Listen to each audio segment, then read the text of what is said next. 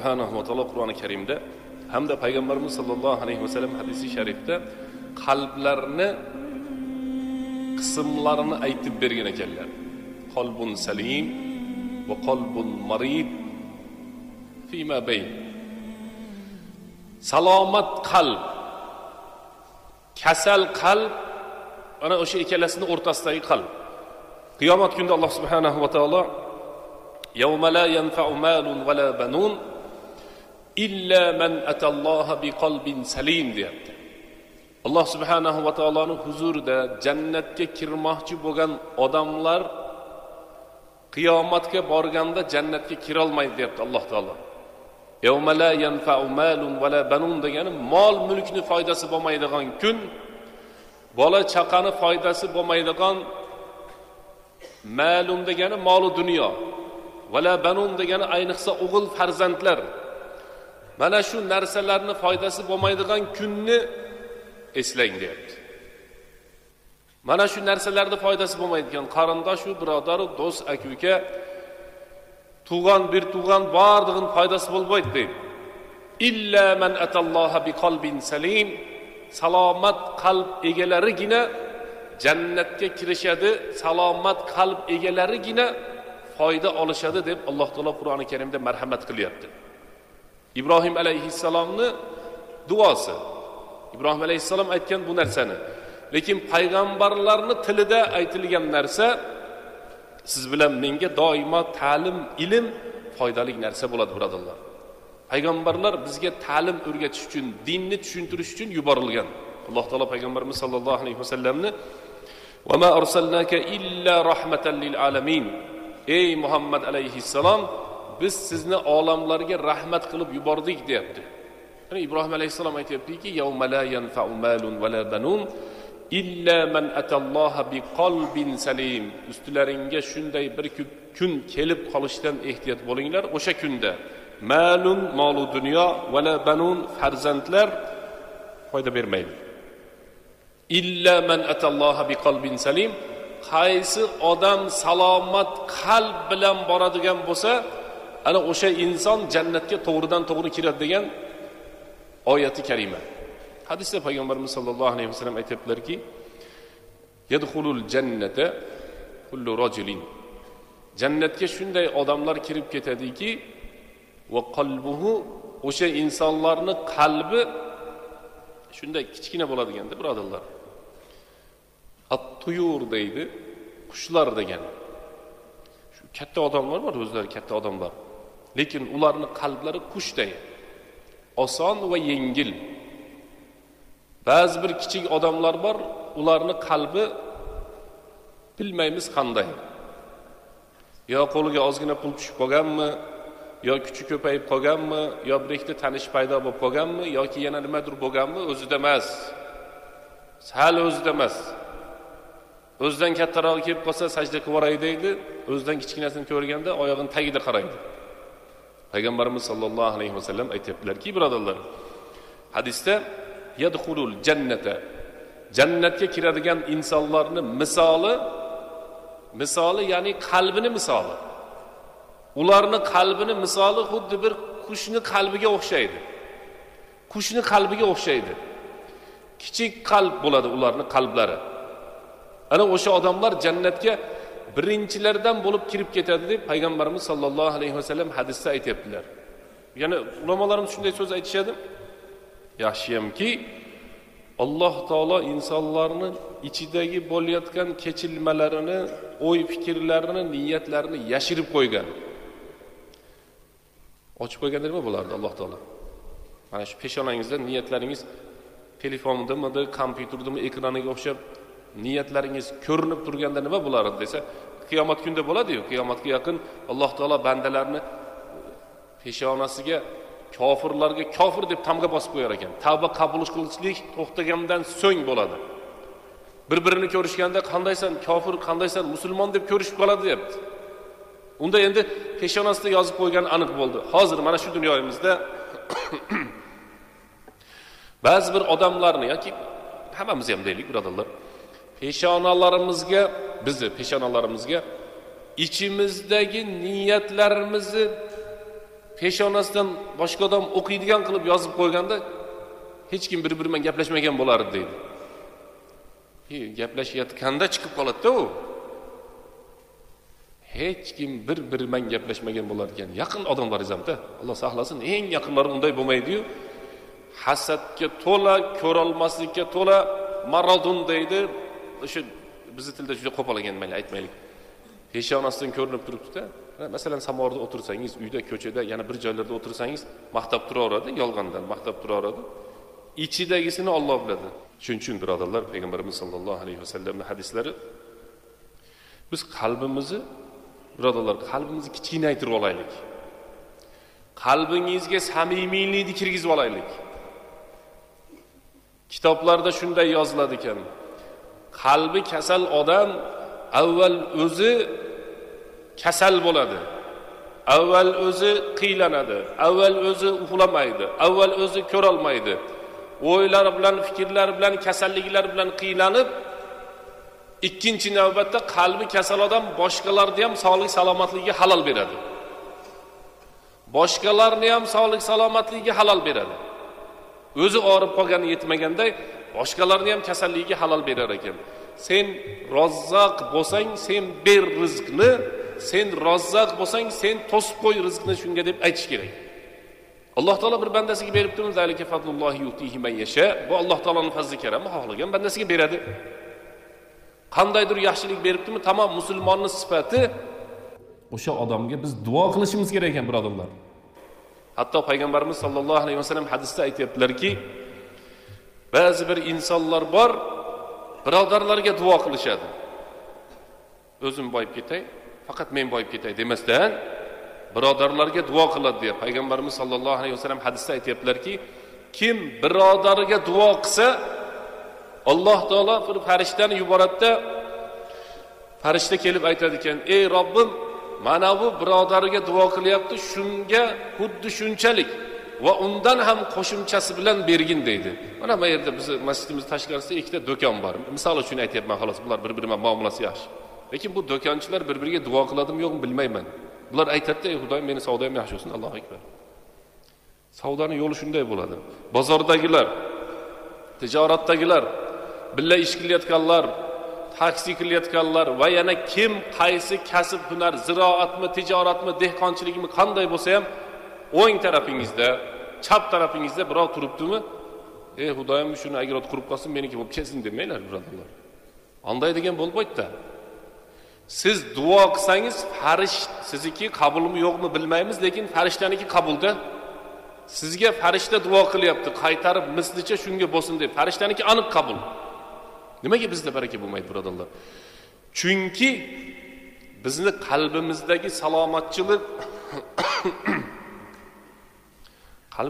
salomatchilik sal kasalchilikda, o'zini kasb hunardagi, o'zini yaqinligidagi, o'zini o'sha bilib turgani, tanib turgan narsasidagi odamlarga biz duo qilmaymiz.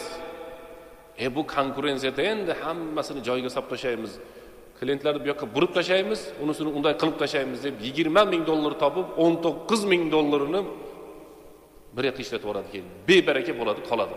Ulamolarimiz aytadiki, salomat qalbni egasi mana bu yerda sallalik narsalar yo'q bo'lsa, ko'rolmaslik, falonchi pistonchi degan narsalar qalbdan uzoq bo'lsa, birodarlarga duo qiladiganda, avvalo o'sha birodarlarga, ey Xudoyim, shularni kechir deydigan.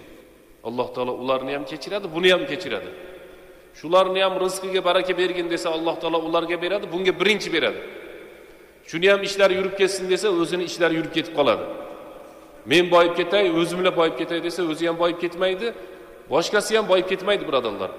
Salomat qalbni alomatlari. Salomat qalbdagi odamda ba'zan, Xudoyim saqlasin, peshonasi unday tushgan bo'yicha qaytib ko'tarilmay qoladiganda, mana telefon ishlatganlar bilan sinmayliqlar bo'ladi telefonda.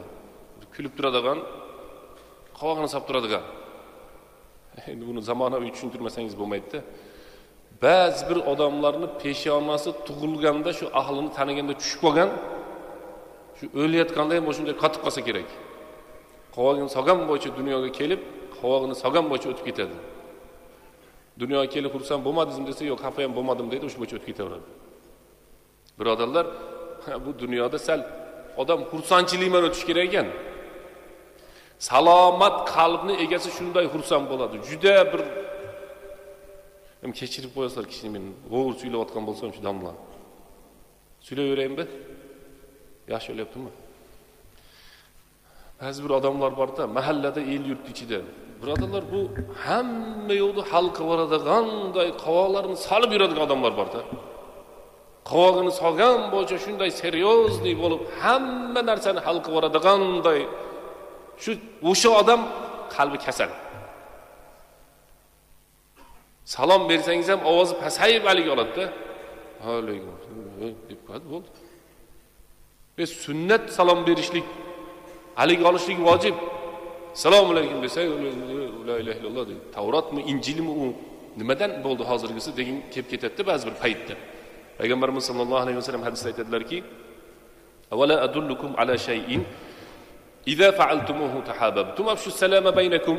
Sizlarga men bir narsani alomat dalolatini aytaymi? Bir-birlaringning o'rtasida muhabbat paydo bo'lishligini o'rgataymi? Bir-birlaringga salomni yoyinglar deyaptilar. Qalbi kasal odamda alomatlardan biri salom bermaydi. Qalbi kasal odamning alomatlaridan biri salom bermaydi. Qalbi kasal odamning alomatlaridan biri alik olmaydi. Va alaykum assalom demaydi. Qalbi kasal odamning alomatlaridan biri umuman o'sha odam boshqalarga duo qilmaydi ekanda.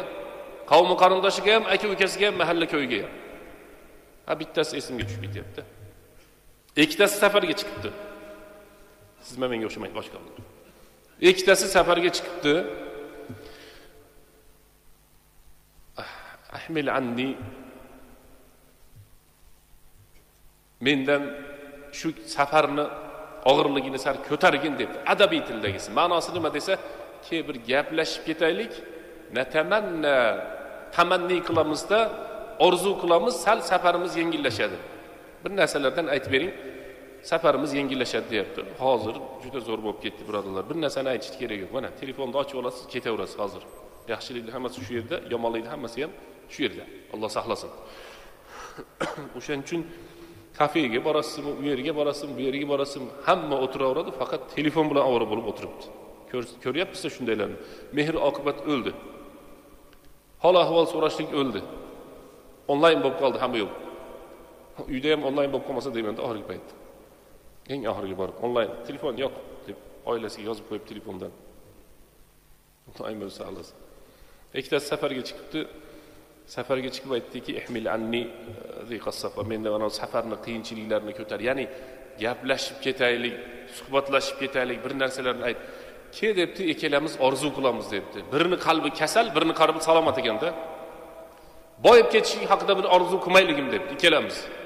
Degan ekan, men shunday orzu qilayin, qo'ylarni niyat qildim, qo'y boqmoqchiman debdi. Xudo xolasa meni qo'ylarim ko'payib ketadi.